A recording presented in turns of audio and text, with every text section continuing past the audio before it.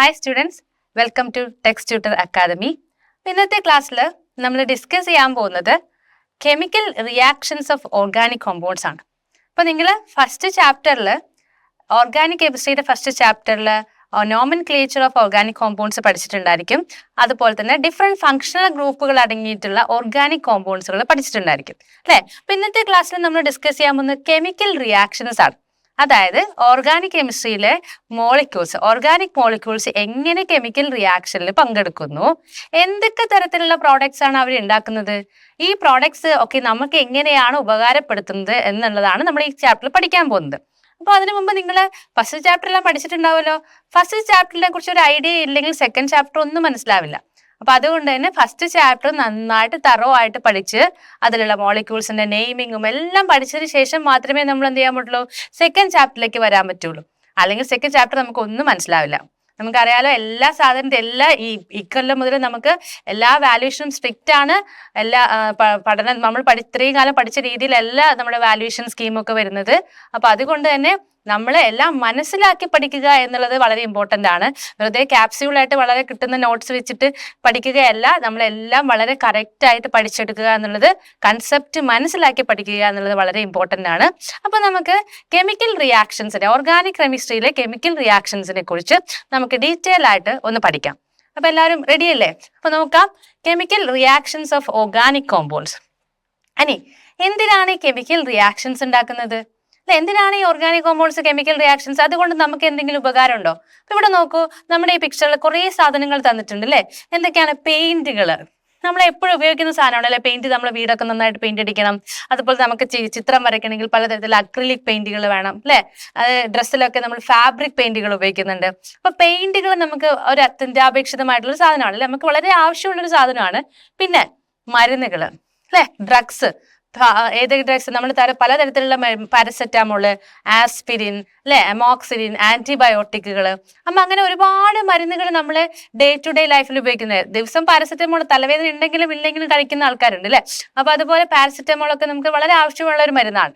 അപ്പം ഇത്തരത്തിലുള്ള മരുന്നുകള്, അതുപോലെ തന്നെ പലതരത്തിലുള്ള മെറ്റീരിയലുകൾ അല്ലെ, നമ്മുടെ ആസ്പെറ്റോസ്, നമ്മളെ വീട് കൺസ്ട്രക്ഷന്, വീടുകളൊക്കെ കൺസ്ട്രക്ട് ചെയ്യാൻ ഉപയോഗിക്കുന്ന മെറ്റീരിയലുകൾ, നമ്മൾ ഡേ ടു ഡേ ലൈഫിൽ ഉപയോഗിക്കുന്ന ഒരുപാട് സാധനങ്ങൾ നമ്മൾ പഠിക്കുന്ന ഈ ഓർഗാനിക് റിയാക്ഷൻസുകൾ വെച്ചിട്ട് ഉണ്ടാക്കിയെടുക്കുന്നതാണ്. അപ്പൊ പലതരത്തിലുള്ള ഓർഗാനിക് റിയാക്ഷൻസ് ഉണ്ട് അല്ലെ. അപ്പൊ അത്തരത്തില് നമ്മുടെ ആവശ്യത്തിന് ഉപകരിക്കുന്ന ഓർഗാനിക് റിയാക്ഷൻസിനെ എങ്ങനെയാണ് ക്ലാസിഫൈ ചെയ്തിരിക്കുന്നത്, ഏതൊക്കെ തരത്തിലുള്ള ഓർഗാനിക് റിയാക്ഷൻസ് ആണ് എന്നുള്ളതാണ് നമ്മൾ ഈ ചാപ്റ്ററിൽ പഠിക്കുന്നത്. അപ്പൊ നോക്കാം ഒന്നാമത്തെ ഓർഗാനിക് റിയാക്ഷൻസിലേക്ക്. നോക്കൂ, first we use many substances like drugs, polymers എന്ന് പറഞ്ഞാൽ നമുക്ക് ഉപയോഗിക്കുന്ന ഏതാണ് പോളിമർ? ഒരു എക്സാമ്പിൾ പറഞ്ഞാൽ പോളി എത്തിലീൻ എന്ന് പറയും അല്ലെ, പോളിത്തീൻ. കവേഴ്സ്, നമ്മൾ സാധനങ്ങൾ വാങ്ങിക്കൊണ്ടിരുന്ന കവർ അല്ലെ, അതൊരു പോളിമർ ആണ്, ഒരു പോളിത്തീൻ മോളിക്യൂൾ ആണ്. അപ്പം അത് നമ്മൾ ഏറ്റവും ഫ്യൂവൽസ്, അതുപോലെ തന്നെ ഫ്യൂവൽസ് എന്ന് പറഞ്ഞാൽ പലതരത്തിലുള്ള ഫ്യൂവൽസ് ഉണ്ട്. എന്തൊക്കെയാണ്? കെറോസിൻ മുതൽ തുടങ്ങും, കെറോസിൻ, അത് പെട്രോള്, ഡീസല്. അങ്ങനെ പ്ലാസ്റ്റിക്സ്, പലതരത്തിലുള്ള പ്ലാസ്റ്റിക്കുകൾ ഉണ്ട്. പോളിവിനൈൽ ക്ലോറൈഡ്, PVC പൈപ്പുകൾ അല്ലെ, PVC, പോളിവിനൈൽ ക്ലോറൈഡ്. അതുപോലെ തന്നെ പോളിപ്രൊപ്പിലിൻ, നമ്മളെ ഭക്ഷണമൊക്കെ വെള്ളമൊക്കെ കൊണ്ടുവരുന്ന ബോട്ടിലുകളൊക്കെ ഉണ്ടാക്കിയിരിക്കുന്ന പോളിപ്രൊപ്പിലിനുകൾ. പെയിന്റ്സ്, ക്ലോത്തിങ് എന്ന് പറഞ്ഞാൽ കോട്ടൺ ഫാബ്രിക്സ് മാത്രമല്ല, കോട്ടൺ അല്ലാത്ത നൈലോൺ ഫാബ്രിക്കുകളുണ്ട്, റയോൺ ഫാബ്രിക്കുകളുണ്ട്. ഇതൊക്കെ എന്താണ്? Which are the contribution of organic chemistry. നമ്മുടെ ഓർഗാനിക് കെമിസ്ട്രിയുടെ കോൺട്രിബ്യൂഷൻ ആണ്. അതായത് ഓർഗാനിക് കെമിസ്ട്രിയിലെ പലതരത്തിലുള്ള ഓർഗാനിക് റിയാക്ഷൻസ് വഴി ഉണ്ടാക്കിയെടുക്കുന്ന സബ്സ്റ്റൻസുകളാണ് ഏതൊക്കെ? നമ്മൾ ഉപയോഗിക്കുന്ന drugs, polymers, fuels, plastics, paints, clothings etcetera അല്ലെ. അപ്പൊ നമ്മൾ ചോദിക്കും, ഈ ഫ്യൂവൽസ് നമ്മൾ ഉണ്ടാക്കിയെടുക്കുന്നല്ലോ, നമ്മളെ ഫോസിൽ ഫ്യൂവൽ അല്ലേ എന്ന്. ആ ഫോസിൽ ഫ്യൂവൽസ് തന്നെ എങ്ങനെയാണ് നമുക്ക് കിട്ടുന്നത്? പെട്രോളിയത്തിന്റെ ക്രൂഡ് ഓയിൽ ആയിട്ടാണ്. ക്രൂഡ് ഓയിൽ എന്ന് പറഞ്ഞാൽ എല്ലാം കൂടിയുള്ള മിക്സറാണ്. ആ ക്രൂഡ് ഓയിലിന് പലതരത്തിലുള്ള ഓർഗാനിക് പ്യൂരിഫിക്കേഷൻ മെത്തേഡുകൾ, അതായത് ശുദ്ധീകരിക്കുന്ന മെത്തേഡുകൾ ഉപയോഗിച്ചിട്ട്, പ്യൂരിഫിക്കേഷൻ മെത്തേഡുകൾ ഉപയോഗിച്ചിട്ട് നമ്മൾ വേർതിരിച്ചെടുക്കുന്നതാണ്, സെപ്പറേറ്റ് ചെയ്തെടുക്കുന്നതാണ്. അപ്പം ഈ പെട്രോളിയം ക്രൂഡ് ഓയിൽ നിന്നാണ് നമ്മൾ എന്തൊക്കെ സെപ്പറേറ്റ് ചെയ്തിരുന്നത്? Petrol, diesel, kerosene, paraffin wax, ഇതൊക്കെ സെപ്പറേറ്റ് ചെയ്തെടുക്കുന്നത് അല്ലെ.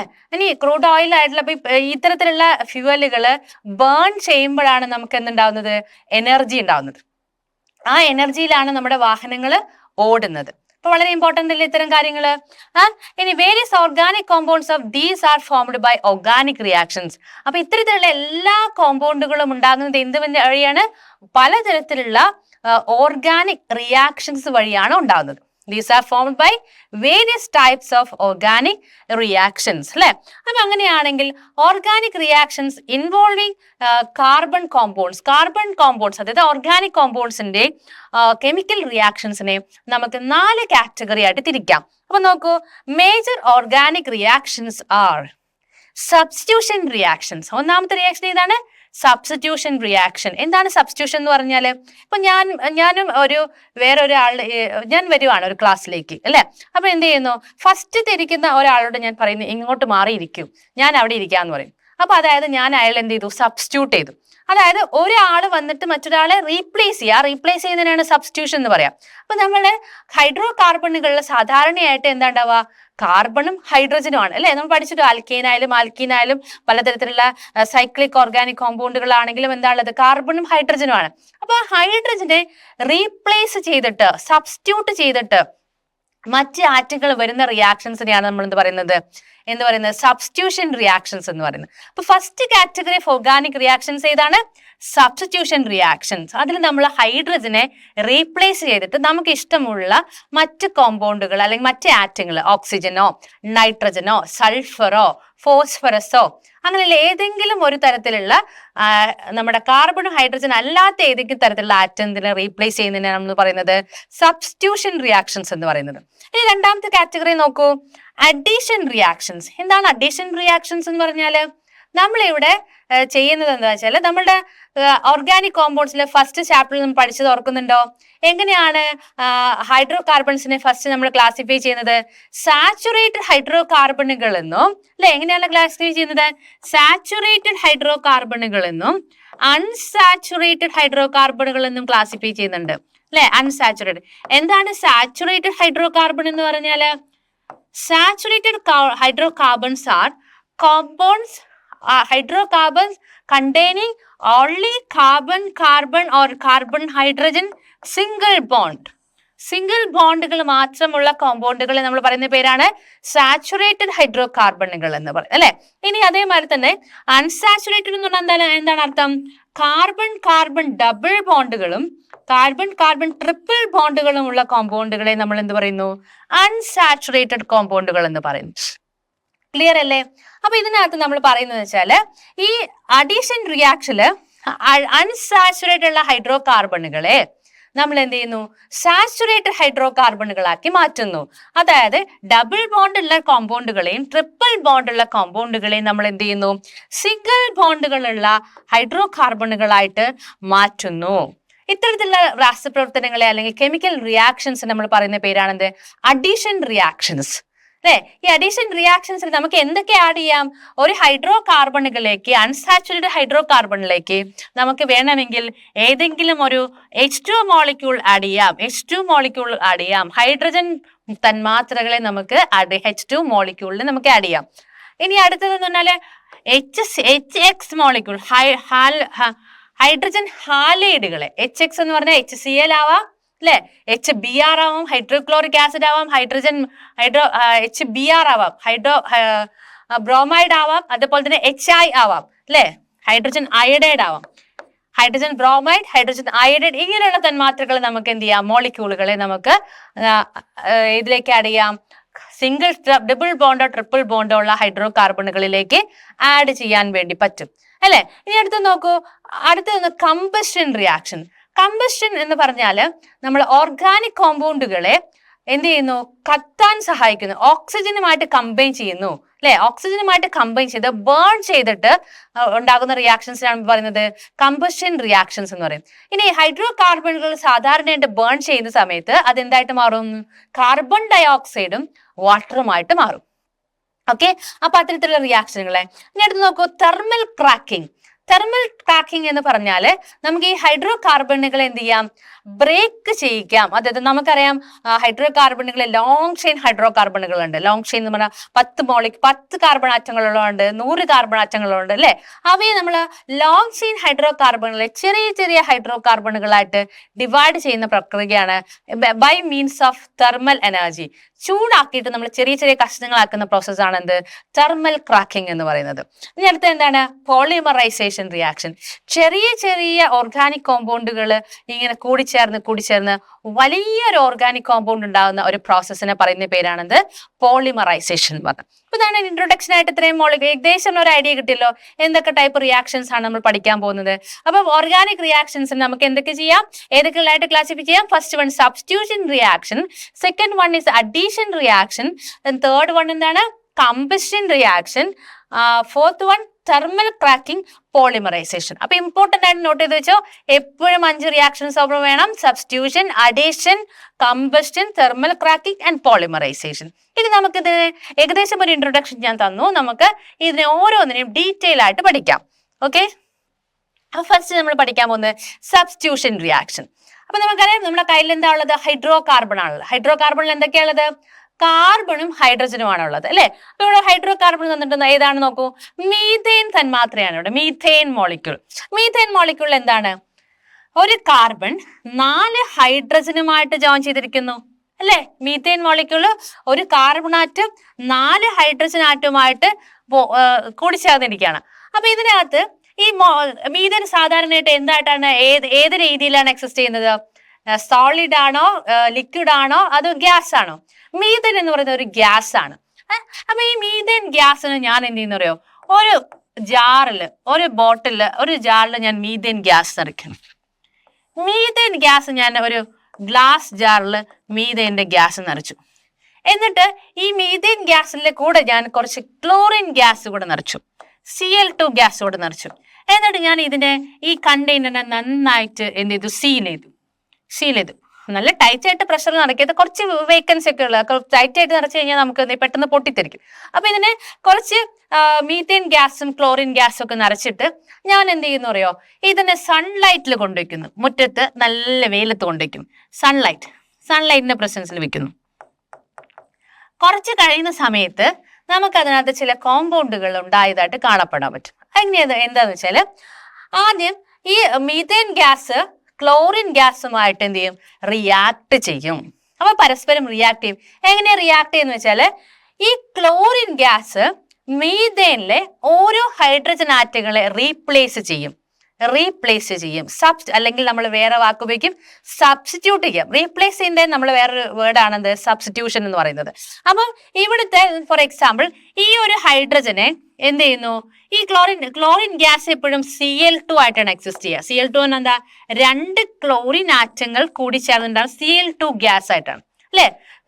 Chlorine exist as a diatomic molecule, Cl2 gas അല്ലെ. അപ്പൊ Cl2 ഗ്യാസിൽ 2 ക്ലോറിൻ ആറ്റങ്ങളുണ്ട്.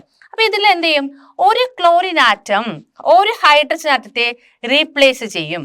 അപ്പൊ എന്തായി, ഈ ഹൈഡ്രജന് പകരം ഇവിടെ ക്ലോറിൻ വരും. Instead of hydrogen there is a chlorine അല്ലെ.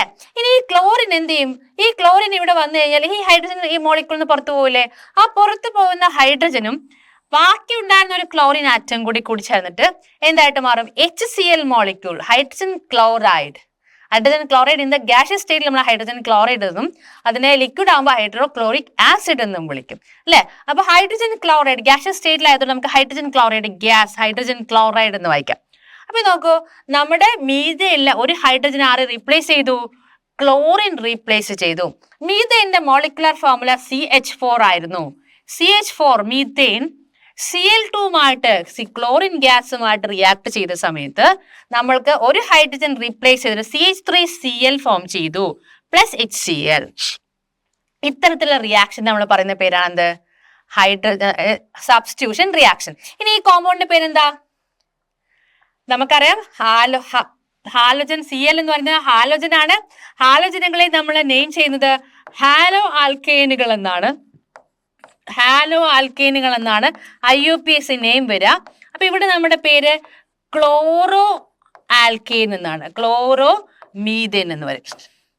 അപ്പൊ നമുക്ക് മീഥേൻ ക്ലോറിൻ ഗ്യാസുമായിട്ട് റിയാക്ട് ചെയ്ത സമയത്ത് ക്ലോറോമീഥേനും ഹൈഡ്രജൻ ക്ലോറൈഡും ഉണ്ടായി.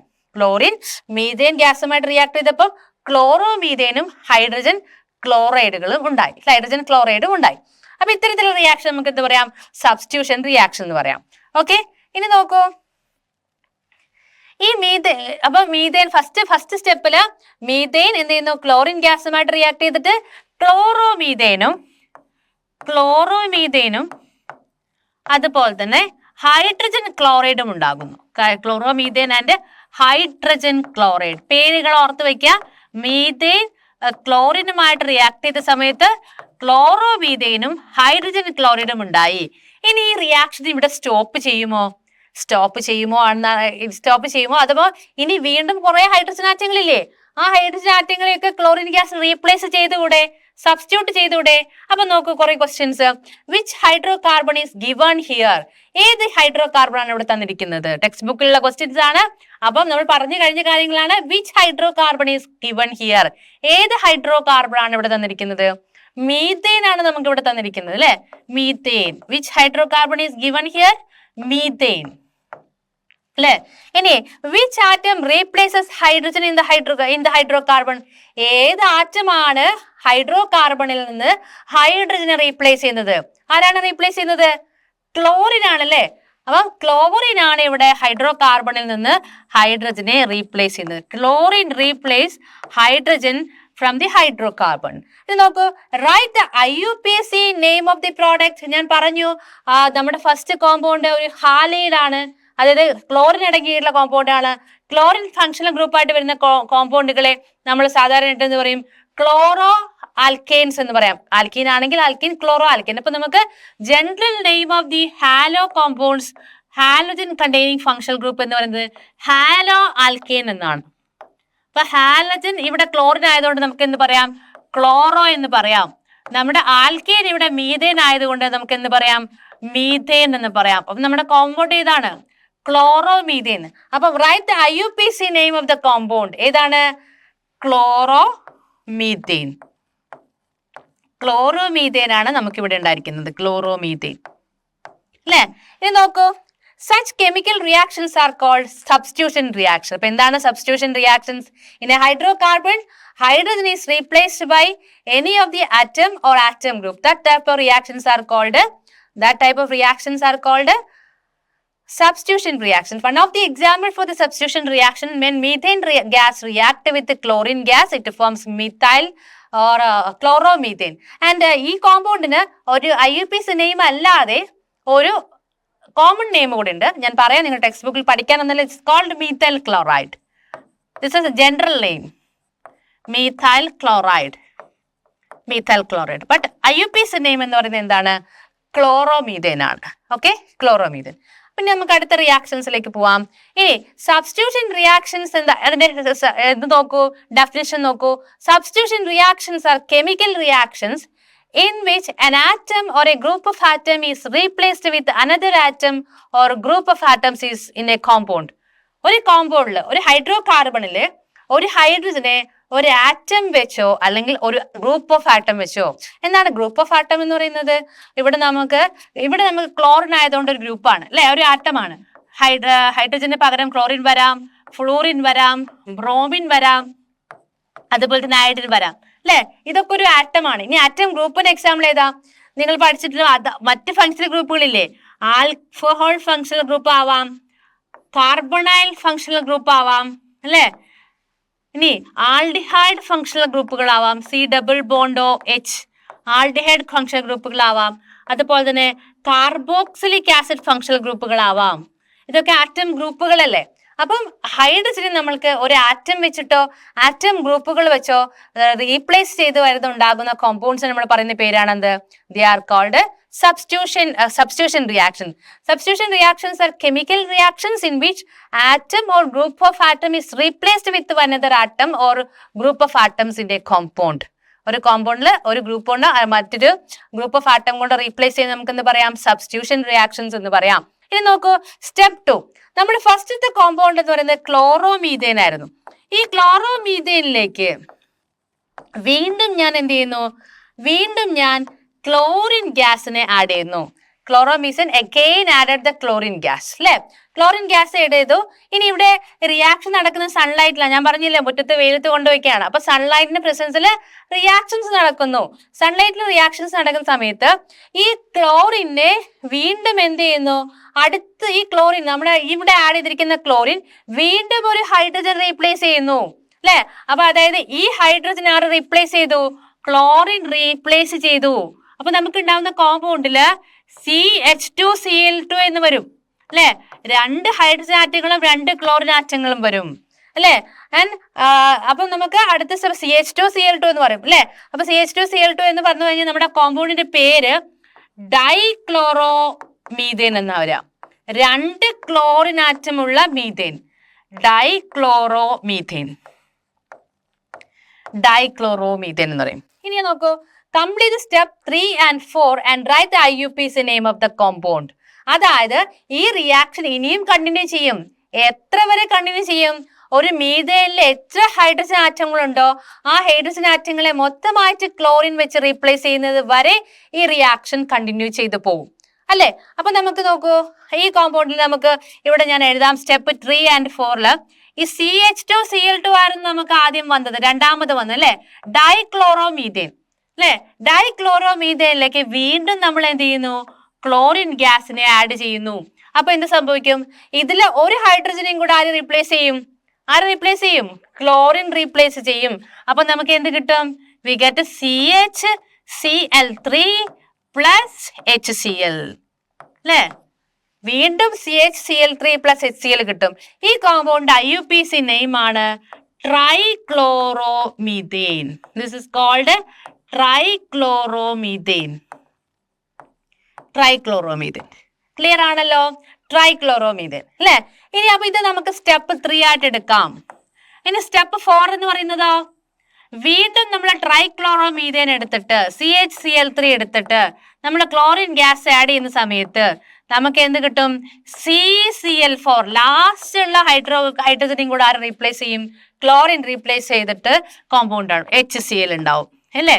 ഈ കോമ്പൗണ്ട് നമ്മൾ പറയുന്നത് CCl4ന്റെ പേര് എന്ന് പറയുന്നത് ഇവിടെ എഴുതാം, CCl tetrachloromethane. IUPAC name is called tetrachloromethane അല്ലെ, ടെട്രാക്ലോറോമീഥേൻ. അല്ലെങ്കിൽ അതിന്റെ IUPAC അല്ലാതെ ജനറൽ നെയിം കാർബൺ ടെട്രാക്ലോറൈഡ് എന്നും പറയാം. ഓക്കെ, പക്ഷെ ഇവിടെ IUPAC നെയിം നോക്കിയതാണ് ടെട്രാക്ലോറോമീഥേൻ. അപ്പൊ നമുക്ക് എന്തൊക്കെ കോമ്പൗണ്ട് ആയിട്ട് ഫസ്റ്റ് സ്റ്റെപ്പില് മീഥേൻ ഗ്യാസ് ക്ലോറിനുമായിട്ട് റിയാക്ട് ചെയ്ത സമയത്ത് ക്ലോറോമീഥേൻ കിട്ടി. ക്ലോറോമീഥേനിൽ വീണ്ടും ഒരു ക്ലോറിൻ കൂടെ ആഡ് ചെയ്തപ്പോൾ ഡൈക്ലോറോമീഥേൻ ആയി. വീണ്ടും ഒരു ക്ലോറിനും കൂടെ ആഡ് ചെയ്തപ്പോൾ ഏതായി, ട്രൈക്ലോറോമീഥേൻ ആയി. വീണ്ടും ഒരു ക്ലോറിനും കൂടെ ആഡ് ചെയ്തപ്പോൾ ഏതായി, ടെട്രാക്ലോറോമീഥേൻ ആയി.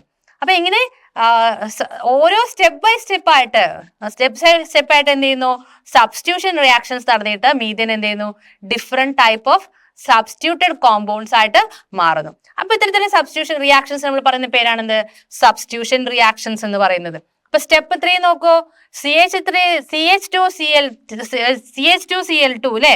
സ്റ്റെപ്പ് 3 CH2Cl2, അതായത് ഇതിന്റെ കോമ്പൗണ്ടിന്റെ പേരെന്താണ്, ഡൈക്ലോറോമീഥേൻ അല്ലെ. ഡൈക്ലോറോമീഥേൻ രണ്ടാമത്തെ സ്റ്റെപ്പിൽ ഉണ്ടായ ഡൈക്ലോറോമീഥേൻ ക്ലോറിൻ ഗ്യാസുമായിട്ട് റിയാക്ട് ചെയ്ത് നമുക്ക് ഉണ്ടാകുന്ന കോമ്പൗണ്ട് ഏതായിരിക്കും, സി അല്ലെ. ഓൾറെഡി രണ്ട് കോമ്പൗണ്ട് ക്ലോറിൻ ആണ്, ഒരെണ്ണം കൂടെ ക്ലോറിൻ ആവും പ്ലസ് H. അത് നമുക്ക് എങ്ങനെ എഴുതാം റിയാക്ഷനെ, CH2Cl2 plus Cl2 giving CHCl3 plus HCl. ഇതിന്റെ പേരാണ് ട്രൈക്ലോറോമീഥേൻ.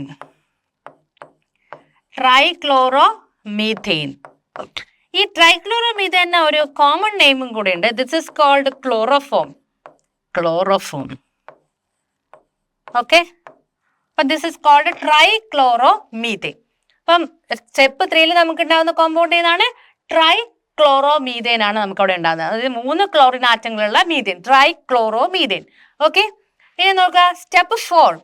സ്റ്റെപ്പ് 4 നമ്മൾ പ്രൊഡക്റ്റ് ഏതാണ്, റിയാക്ടന്റ് ഏതാണ്, CHCl3 ആണ്, ട്രൈക്ലോറോമീഥേൻ ആണ്. അപ്പൊ നമ്മൾ ട്രൈക്ലോറോമീഥേൻ എടുക്കുന്നു, ട്രൈക്ലോറോമീഥേൻ ട്രൈക്ലോറോ മീഥേൻ എടുക്കുന്നു. ഈ ട്രൈക്ലോറോ മീഥേൻ എന്ത് ചെയ്യുന്നു? ക്ലോറിനുമായിട്ട് റിയാക്ട് ചെയ്യുന്നു, Cl2 റിയാക്ട് ചെയ്യുന്നു. നമുക്ക് ഉണ്ടാകുന്ന പ്രൊഡക്റ്റ് ഇതാ. ഇനി ഇവിടെ ഒരു ഹൈഡ്രജനും കൂടി ഇല്ലേ? ഈ ഹൈഡ്രജൻ എന്ത് ചെയ്യുന്നു? റീപ്ലേസ് ചെയ്യപ്പെടുന്നു. So we get Cl Cl Cl Cl അല്ലെ? അത് നമുക്ക് എങ്ങനെ എഴുതാം? CCl4 എന്ന് എഴുതാം. CCl4 പ്ലസ് HCl അല്ലെ? ഈ കോമ്പൗണ്ടിന്റെ പേരാണെന്ത്? ടെട്രാക്ലോറോമീഥേൻ. ടെട്രാക്ലോറോമീഥേൻ or it is known as carbon tetrachloride. Common name ആണ്. IUPAC name is tetrachloromethane and common name is carbon tetrachloride. ഇനി ഇതിനൊക്കെ എന്തിനാ യൂസ് ചെയ്യുന്നത്? ഈ മീഥേൻ ഗ്യാസ് നമുക്കറിയാം. മീഥേൻ ഗ്യാസ് നമുക്ക് പലതരത്തിലുള്ള കോമ്പൗണ്ടുകൾ മെത്തനോളൊക്കെ ഉണ്ടാക്കാൻ വേണ്ടി ഉപയോഗിക്കാം. ഇതൊക്കെ ഈ ഒരു കോമ്പൗണ്ടുകൾ ഡൈക്ലോറോമീഥേൻ, ട്രൈക്ലോറോമീഥേൻ, ടെട്രാക്ലോറോമീഥേൻ ഇതൊക്കെ ഓർഗാനിക് റിയാക്ഷൻസ് നടക്കാനുള്ള സോൾവെന്റുകളാണ്. എന്താണ് ഓർഗാനിക് റിയാക്ഷൻസ് നടക്കാനുള്ള സോൾവെന്റുകൾ എന്ന് പറഞ്ഞാൽ ഈ ഓർഗാനിക് കോമ്പൗണ്ട്സ് സാധാരണയായിട്ട് വെള്ളത്തിൽ ഡിസോൾവ് ചെയ്യില്ല. നമ്മൾ ഈ റിയാക്ഷൻസ് ഒക്കെ കെമിക്കൽ റിയാക്ഷൻസ് ഒക്കെ ചെയ്യുന്ന സമയത്ത് നമ്മുടെ ഈ സോളിഡ് ആയിട്ടുള്ള മെറ്റീരിയൽസ് ഒക്കെ നമുക്ക് എന്തെങ്കിലും ഡിസോൾവ് ചെയ്യിക്കണം, സൊല്യൂഷൻ ആക്കി മാറ്റണം. ലിക്വിഡ് റിയാക്ഷൻസ് ആണ് നമുക്ക് എളുപ്പം അല്ലെ? അപ്പൊ ഈ ഓർഗാനിക് കോമ്പൗണ്ടുകളിൽ മാത്രമേ ഡിസോൾവ് ചെയ്യുള്ളൂ. അപ്പൊ അത്തരത്തില് കെമിക്കൽ റിയാക്ഷൻസ് ഒക്കെ നടത്താൻ വേണ്ടിയിട്ട് ഇത്തരത്തിലുള്ള കോമ്പൗണ്ടുകൾക്ക് ഡൈക്ലോറോമീഥേൻ, ട്രൈക്ലോറോമീഥേൻ ഒക്കെ സോൾവെന്റുകളായിട്ട് ഓർഗാനിക് റിയാക്ഷൻസിന്റെ ഓർഗാനിക് കോമ്പൗണ്ടുകളുടെ സോൾവെന്റുകളായിട്ട് നമുക്ക് യൂസ് ചെയ്യാൻ വേണ്ടി പറ്റും. ഓക്കെ, ഇനി what are the products formed when ethane C2H6 react with chlorine? Write the equations. നമുക്ക് കുറച്ച് ഇക്വേഷൻസ് എഴുതാം. അപ്പൊ ഇത് നോക്കാം. ഈഥേൻ CH3 ഈഥേൻ എന്ത് ചെയ്യുന്നു അല്ലേ?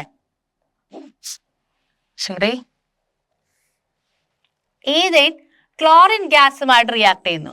React with chlorine gas Cl2 ഗ്യാസുമായിട്ട് റിയാക്ട് ചെയ്യുന്നു. എങ്ങനെയാണ് ഉണ്ടാവുന്നത്? നമുക്കറിയാം ഈഥേന്റെ സ്ട്രക്ചർ എന്ന് പറയുന്നത് ഇങ്ങനെയാണ് അല്ലെ? CH H H C H H H അല്ലെ? ഇങ്ങനെയാണ് നമുക്ക് വരുന്നത്. അതായത് എത്ര ഹൈഡ്രജനുകളുണ്ട്? 6 ഹൈഡ്രജനുകളുണ്ട്. ഈ 6 ഹൈഡ്രജനുകൾ നമുക്ക് റീപ്ലേസ് ചെയ്യാം അല്ലെ? നമ്മൾ തൽക്കാലം എന്ത് ചെയ്യുന്നു? ഇതിലെ ഈ ഒരു ഫസ്റ്റത്തെ കാർബൺ ഈ സൈഡ് നമ്മൾ ഈ സൈഡ് എണ്ണുവാണെങ്കിൽ ഈ ഒരു കാർബണിലെ ഹൈഡ്രജനെ റീപ്ലേസ് ചെയ്തിട്ടുള്ള കോമ്പൗണ്ട്സ് നമുക്ക് എഴുതാം അല്ലെ? അപ്പൊ നമുക്ക് എങ്ങനെ എഴുതാം? പ്ലസ് Cl2 റിയാക്ട് ചെയ്തിട്ട് എന്ത് ചെയ്യുന്നു? CH2Cl എന്ന് എഴുതാം. അതായത് ഇതിലെ ഒരു ഹൈഡ്രജന് പകരം ക്ലോറിൻ വന്നു. അപ്പൊ നമുക്ക് ഇവരുടെ പേര് എങ്ങനെ എഴുതാം? This is called chloroethane. This is called chloroethane. അല്ലേ? ക്ലോറോഈഥേൻ. അതായത് നമുക്ക് വേണമെങ്കിൽ പറയാം IUPAC name പ്രകാരം ഒന്നാമത്തെ കാർബണിലാണ് നമുക്ക് സാധാരണ ഇത് ഫസ്റ്റത്തെ പൊസിഷനിലാണ് ക്ലോറിൻ വരുന്നത്. നമുക്കിവിടെ 1 മെൻഷൻ ചെയ്യേണ്ട ആവശ്യമില്ല IUPAC നെയിമില്. കാരണം എന്താ? ക്ലോറിൻ ആറ്റം ഹാലജൻ ഫങ്ഷണൽ ഗ്രൂപ്പാണ്. അത് ഏത് കാർബണിലാണോ അറ്റാച്ച് ചെയ്തിരിക്കുന്നത് ആ കാർബണിനെയാണ് നമ്മൾ എന്താ എടുക്കുന്നത്? ഒന്നാമത്തെ കാർബണായിട്ട് എടുക്കുന്നത്. അപ്പൊ ഇതെന്താണ്? ക്ലോറോഈഥേൻ എന്ന് എഴുതിയ 1 ക്ലോറോഈഥേൻ എഴുതേണ്ട ആവശ്യമുണ്ടോ? ഇല്ല. ഇനി നമുക്ക് ഈ CH3CH2Cl വീണ്ടും എന്ത് ചെയ്യാം? ഹൈഡ്രജൻ അല്ലെങ്കിൽ ക്ലോറിൻ ഗ്യാസുമായിട്ട് റിയാക്ട് ചെയ്യിക്കാം. ക്ലോറിൻ ഗ്യാസുമായിട്ട് റിയാക്ട് ചെയ്യുന്ന സമയത്ത് നമുക്ക് വേണമെങ്കിൽ ഇവിടുത്തെ ഹൈഡ്രജൻ തന്നെ റീപ്ലേസ് ചെയ്യാം, അല്ലെങ്കിൽ നമുക്ക് എന്ത് ചെയ്യാം? ഇവിടുത്തെ ഹൈഡ്രജൻ റീപ്ലേസ് ചെയ്യാം. അപ്പൊ ഞാൻ ഇവിടുത്തെ ഹൈഡ്രജൻ റീപ്ലേസ് ചെയ്യാണ്. അപ്പൊ ഞാൻ റീപ്ലേസ് ചെയ്തപ്പോൾ എനിക്ക് ഇങ്ങനെ കോമ്പൗണ്ട് കിട്ടി, CH2Cl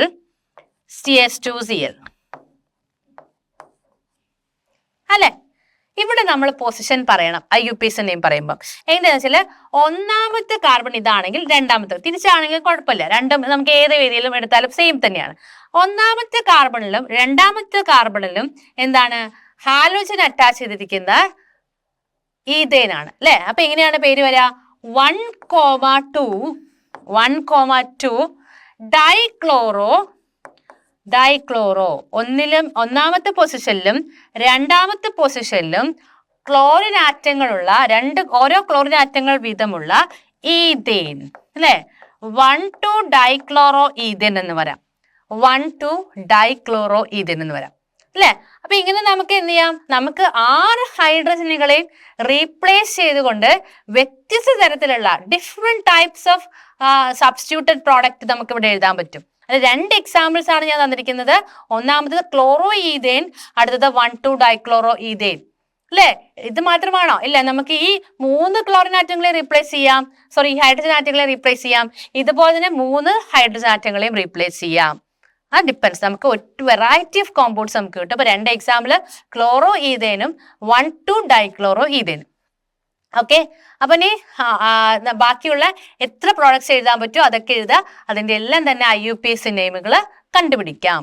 ഓക്കെ, അപ്പൊ നമ്മൾ പഠിച്ചിട്ടുള്ള സബ്സ്റ്റിറ്റ്യൂഷൻ റിയാക്ഷൻസ് നമുക്ക് റിവൈൻഡ് ചെയ്യാം. അപ്പൊ എന്താണ് സബ്സ്റ്റിറ്റ്യൂഷൻ റിയാക്ഷൻ എന്ന് പറഞ്ഞാല്? നമ്മൾ ഹൈഡ്രോ കാർബണിലെ ഹൈഡ്രജനെ റീപ്ലേസ് ചെയ്യുന്നു അല്ലെ. സബ്സ്റ്റിറ്റ്യൂഷൻ എന്ന് പറഞ്ഞാൽ ഹൈഡ്രോ കാർബണിലെ ഹൈഡ്രജനെ റീപ്ലേസ് ചെയ്തിട്ട് നമ്മൾ ആറ്റങ്ങളോ ആറ്റം ഗ്രൂപ്പുകളോ കൊണ്ടുവരുന്നു. Atom or atom groups. അപ്പൊ അതിന് നമ്മൾ പഠിച്ച 2 എക്സാമ്പിളുകളാണ് നമ്മൾ പഠിച്ചത്. ഒന്നാമത്തത് മീഥേൻ ഗ്യാസ് അല്ലെ. മീഥേൻ ഗ്യാസിൽ എന്ത് ചെയ്യുന്നു? ഹൈഡ്രജനുകളെ റീപ്ലേസ് ചെയ്തിട്ട് ഡിഫറെന്റ് കോമ്പൗണ്ട്സ് ഉണ്ടാക്കും. ഏതൊക്കെയാണ്? ഒന്നാമത്തത് മിഥൈൽ ക്ലോറൈഡ് ഉണ്ടാവുന്നു. രണ്ടാമത്തെ ഏതാണ്? ഡൈക്ലോറോമീഥേൻ ഉണ്ടാവുന്നു. പിന്നെ ട്രൈക്ലോറോമീഥേൻ ഉണ്ടാവുന്നു. പിന്നെ അടുത്തത് ഏതാണ്? ടെട്രാക്ലോറോമീഥേൻ ഉണ്ടാവുന്നു അല്ലെ. 4 പ്രോഡക്റ്റുകളാണ് നമ്മൾ പഠിച്ചത്. ഇനി അതുപോലെ തന്നെ അടുത്തത് ഏതാണ്? നമ്മൾ CH3 മീഥേനില് അല്ലെങ്കിൽ ഈഥേനിൽ നമ്മൾ റീപ്ലേസ് ചെയ്യുന്നു. ഈഥേനിൽ റീപ്ലേസ് ചെയ്തിട്ട് നമ്മൾ ഫസ്റ്റ് പഠിച്ച കോമ്പൗണ്ട് ക്ലോറോഈഥേൻ CH2Cl2 അല്ലെ. ഇനി അതുപോലെ തന്നെ ഡൈക്ലോറോഈഥേൻ അല്ലെ. ഇനി നമുക്ക് ഡിഫറെന്റ് എഴുതാം. ഡൈക്ലോറോമീഥേൻ തന്നെ നമുക്ക് എങ്ങനെ എഴുതാം? CH3CHCl2 എഴുതാം. ഇത് നമ്മൾ 1,2-ഡൈക്ലോറോഈഥേൻ ആണെങ്കിൽ അടുത്ത കോമ്പൗണ്ട് എന്ന് പറയുന്നത് ഏതാണ്? 2 ക്ലോറിൻ ആറ്റംസും ഒരേ കാർബൺ ആറ്റത്തിലാണ്. നമുക്ക് 1,1-ഡൈക്ലോറോഈഥേൻ എഴുതാം അല്ലെ. അപ്പൊ ഇങ്ങനെ ഡിഫറെന്റ് കാറ്റഗറി ഓഫ് കോമ്പൗണ്ട്സ് നമുക്ക് എന്തിൽ എഴുതാൻ പറ്റും? ഈഥേനില് 6 ഹൈഡ്രജൻ ആറ്റങ്ങൾ റീപ്ലേസ് ചെയ്തുകൊണ്ട് 6 ഹൈഡ്രജൻ ആറ്റങ്ങൾ റീപ്ലേസ് ചെയ്തുകൊണ്ട് നമുക്ക് 6 കൂടുതൽ ടൈപ്പ് എന്തുണ്ടാക്കാം? ഹൈഡ്രോ കാർബണുകൾ അല്ലെങ്കിൽ ഹാലോ ആൽക്കേനുകൾ നമുക്ക് ഇവിടെ ഉണ്ടാക്കാൻ പറ്റും. അപ്പൊ ഇത്രയാണ് നമ്മൾ സബ്സ്റ്റിറ്റ്യൂഷൻ റിയാക്ഷൻസിനെ കുറിച്ച് പഠിക്കുന്നത്.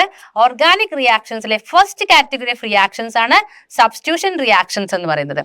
നെക്സ്റ്റ് ക്ലാസ്സിൽ നമുക്ക് അഡീഷൻ റിയാക്ഷൻസിനെ കുറിച്ച് ഡിസ്കസ് ചെയ്യാം. Okay, thank you.